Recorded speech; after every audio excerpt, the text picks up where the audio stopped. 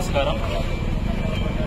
గత వారం రోజులుగా కురుస్తున్నటువంటి వర్షం కారణంగా ఉధృతంగా ప్రవహిస్తున్నటువంటి గోదావరి పక్కన ఉన్నటువంటి సుమారుగా 7 మండలాలు భద్రాద్రి కొత్తగూడెం జిల్లాలో నీట మునగడం చాలా దురదృష్టకరం. గ్రామాలు మొత్తం మునిగిపోయినాయి. తీవ్రమైనటువంటి ఆస్తి నష్టం జరిగింది, పంట నష్టం జరిగింది, పశువులు కూడా కొట్టుకుపోయినాయి. రైతులు ఈరోజు కన్నీరు పెట్టేటువంటి ఒక పరిస్థితి వచ్చింది. మహిళలైతే పునరావాస కేంద్రాలకు వెళ్తే ఏడుస్తున్నారు.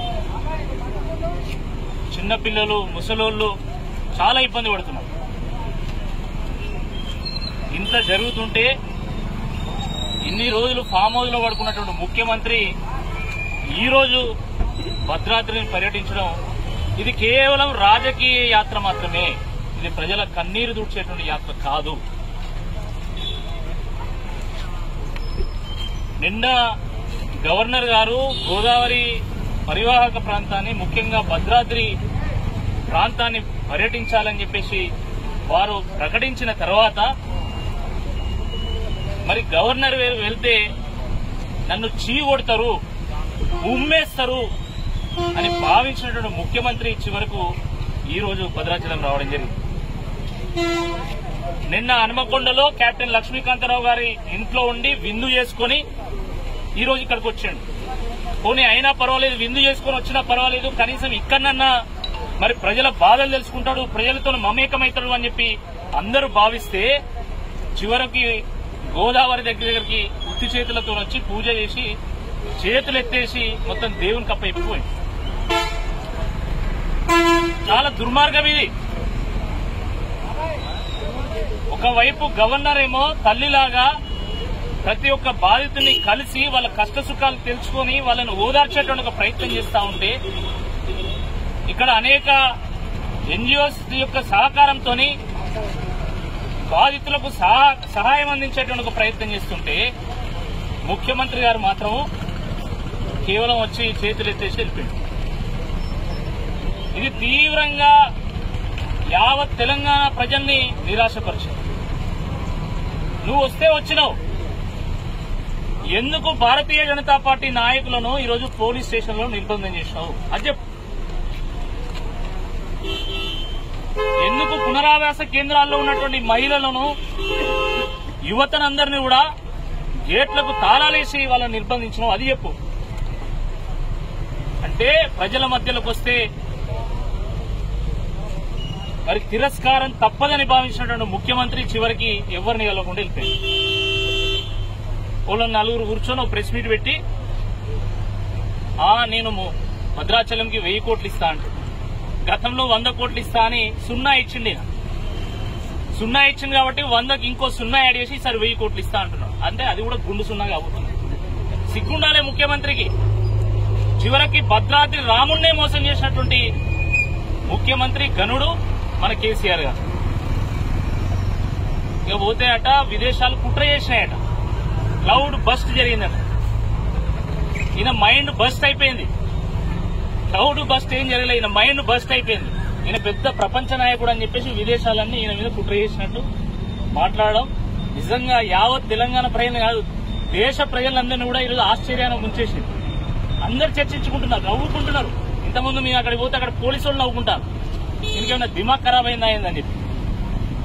క్లౌడ్ బస్ట్ కాదు, ఈ రకంగా వ్యవహారం చేస్తే నీ కారు టైర్లే బస్ట్ అవుతాయి అనేటువంటి విషయాన్ని గుర్తుపెట్టుకోవాలి. కాబట్టి భారతీయ జనతా పార్టీ ఒక బాధ్యతాయుతమైనటువంటి ఒక ప్రతిపక్షంగా ఈరోజు మరి జిల్లా అధ్యక్షులు కోనేరు చిన్ని గారి నేతృత్వంలో ఒక బృందంగా వెళ్లి మొత్తము లోతట్టు ప్రాంతాన్ని పర్యటించడం జరిగింది.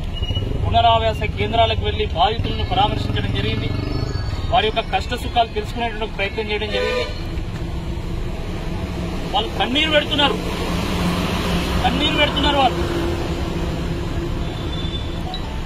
కనీసం భోజనం కూడా సరిగా పెట్టడం లేదు, పచ్చడితో తింటున్నామని చెప్పేసి నిజంగా వాళ్ళు చెప్తుంటే చాలా బాధ అనిపించింది. పిల్లలకు కనీసం పాలు కూడా అందించడం లేదు.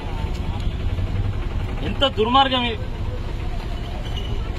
అందుకనే భారతీయ జనతా పార్టీ ఈరోజు మరి సుమారు ఒక 5,000 మందికి పునరావాస కేంద్రాల్లో ఉన్నటువంటి బాధితులందరూ కూడా భోజన వితరణ చేయడం జరిగింది. మరి కొంతమంది కార్యకర్తలు బ్రెడ్ పంపిణీ చేయడం జరిగింది. అనేక సేవా కార్యక్రమాలు మొన్న చెర్లలో, బూర్గంపహాడ్లో రకరకాలుగా కార్యకర్తలు వాళ్ళకు తోచిన విధంగా మరి ప్రజలకు సేవలు అందించేటువంటి ఒక కార్యక్రమం చేస్తున్నారు.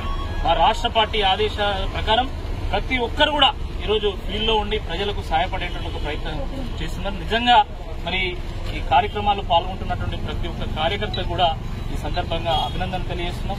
వాళ్ళకి చేతులెత్తి మరి కృతజ్ఞతలు కూడా తెలియజేస్తా ఉన్నాం. మరి ప్రభుత్వం ఇప్పటికైనా నాణ్యమైనటువంటి ఒక భోజనాన్ని వాళ్ళకి అందించాలి. అదేవిధంగా గవర్నర్ ను కూడా మేము ఒక బృందంగా వెళ్లి కలవడం జరిగింది. నిజంగా గవర్నర్ ఎంత గొప్ప హృదయం కలిగినటువంటి వ్యక్తి అంటే వారు స్వయంగా ఒక్కొక్కరిని కలిసి మీరందరూ కూడా ఫీల్డ్ లో ఉండాలి, మీరందరూ కూడా ప్రజలకు అందుబాటులో ఉండాలి, ప్రజలకు సేవా కార్యక్రమాలు అందించాలి, సాయం అందించాలి, ఈ వరదల నుంచి ప్రజలు గట్టెక్కించే విధంగా మీ వంతు తోడ్పాటు అందించాలని చెప్పేసి ప్రతి ఒక్కరు కూడా వారు సూచన చేయడం జరిగింది. చాలా అభినందనీయం. అంటే గవర్నర్ కు ఉన్నటువంటి సోయి కూడా ఈరోజు ముఖ్యమంత్రికి లేదు. గవర్నర్ కి ఇచ్చినటువంటి మరి రిప్రజెంటేషన్ లో కూడా ఈరోజు చాలా స్పష్టంగా ఇచ్చినటువంటి 10,000 రూపాయలు ఏం సరిపో, ఇచ్చినటువంటి 10,000 రూపాయలు ఇంట్లో ఒక వస్తువు కూడా కాదు. అనౌన్స్మెంట్ చేసాడు, అది ఇచ్చే తెలియదు, తీయం తెలియదు. హైదరాబాద్ లో గట్టిన చేసాడు, సగం మందికి కూడా ఇవ్వలేదు. కాబట్టి ఇప్పుడు ఇక్కడ కూడా ఈ 10,000 రూపాయలు సరిపోవు కాబట్టి ప్రతి బాధిత కుటుంబానికి కూడా 50,000 రూపాయలు ఇవ్వాలి.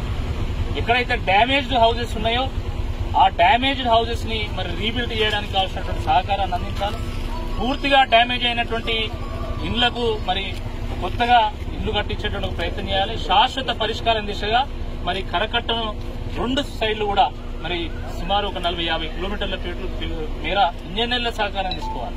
ఇంజనీర్ల సహకారం తీసుకుని వారి సూచన మేరకు దాన్ని కట్టించి శాశ్వత పరిష్కారం దిశగా లోతట్టు ప్రాంతాల్లో ఉన్న వాళ్ళందరినీ కూడా తరలించి వాళ్ళకు ప్లాట్స్ ఇప్పించి మరి వాళ్ళకి ఒక మెరుగైనటువంటి లైఫ్ స్టైల్ ఇచ్చేటువంటి ఒక ప్రయత్నం కూడా చేయాలి. బట్ గవర్నర్ ని మరి కోరడం జరిగింది, మీరు తక్షణమే ప్రభుత్వాన్ని ఆదేశించి వరద బాధితులకు ఒక ఆశగా నిలవాలని చెప్పేసి వారిని మరి కోరడం జరిగింది. తప్పకుండా మరి మా డిమాండ్లను ప్రభుత్వం పరిశీలిస్తుందని చెప్పేసి వరద బాధితులను ఆదుకుంటుందని చెప్పి మేము భావిస్తాం. హాయ్ ఫ్రెండ్స్, మా టుడే టుమారో యూట్యూబ్ ఛానల్ చూస్తున్నందుకు చాలా థ్యాంక్స్. మరిన్ని లేటెస్ట్ వీడియోస్ కోసం వెంటనే సబ్స్క్రైబ్ చేయండి. అలాగే ఈ బెల్ ని కూడా రింగ్ చేసేయండి. మా నోటిఫికేషన్స్ అన్ని మీ మొబైల్లో వస్తాయి. అలాగే మా వీడియోస్ మీకు నచ్చితే లైక్ చేయండి, షేర్ చేయండి, నచ్చకపోతే కామెంట్ చేయండి.